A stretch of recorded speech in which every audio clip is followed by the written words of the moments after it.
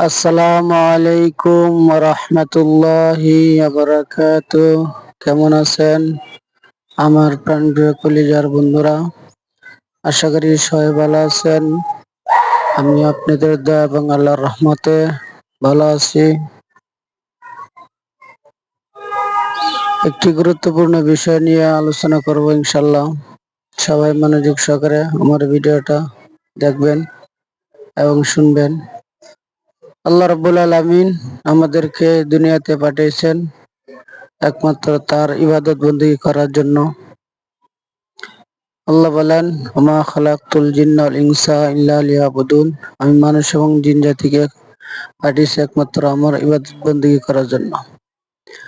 তোমরা দুনিয়াতে আল্লাহ রাব্বুল আলামিন ইবাদত বন্দেগী করব, 5 ওয়াক্ত নামাজ আদায় করব,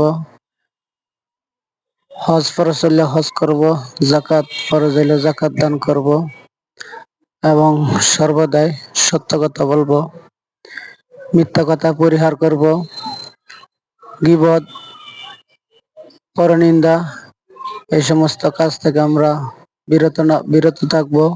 5 ওয়াক্ত নামাজ আমরা আদায় করব, কারণ মরার পর আপনি আমার কোনো কিছুই কাজে আসবে না। একমাত্র কাজে আসবে আমি যে আমলগুলা করব, এই আমলগুলো আপনি আমার সাথে যাইবে, আমার কাজে আসবে। এছাড়া দুনিয়াতে যে আমি যত ধন সম্পদ টাকা পয়সা রেখে যাইব, এই সমস্ত কোনো কিছু আপনি আমার কাজে আসবে না। একমাত্র কাজে আসবে আপনি আমার যে আমলগুলা করছি, এই আমলগুলো আপনি আমার সাথে যাইবে এবং কাজে আসবে। আল্লাহর রাস্তায় দান সদকা করলে এগুলো আমার মরার পরে কাজে আসবে। এবং নেক সন্তান যদি আমি দুনিয়াতে রেখে যাই, এই মরার পরে এগুলো আমার কি আসবে? কাজে আসবে। তাই দুনিয়াতে যা কিছু করি আমরা 5 ওয়াক্ত নামাজ আদায় করব সঠিকভাবে, কারণ কাল কিয়ামতের দিন সর্বপ্রথম বান্দার নামাজের হিসাব হবে। আগে আপনি আমার নামাজের হিসাবের দিতে হবে। নামাজের হিসাব দিলে বাকি হিসাবগুলো সহজ হবে। আর যদি নামাজের হিসাব দিতে না পারি, অন্য হিসাবগুলো আমার জন্য কঠিন হয়ে পড়বে। আল্লাহ রাসূল বলেন, আউয়ালু মা ইউহাসাবু বিহিল আবদি ইয়াউমুল কিয়ামাতি সালাহ। সর্বপ্রথম বান্দার নামাজের হিসাব হবে। এই জন্য আমরা আগে নামাজ পড়বো, তারপর কাজ করব। নামাজ পড়ে 5 ওয়াক্ত নামাজ পড়ে যদি আমি কাজ করি, আমার প্রত্যেকটা কাজে ইবাদত হবে। আর যদি নামাজ পড়ে কাজ না পড়ি, তাহলে এটা আমার কি হবে না? ইবাদত হবে না। এই জন্য নামাজ পড়ে আমি কি করব? কাজ করব।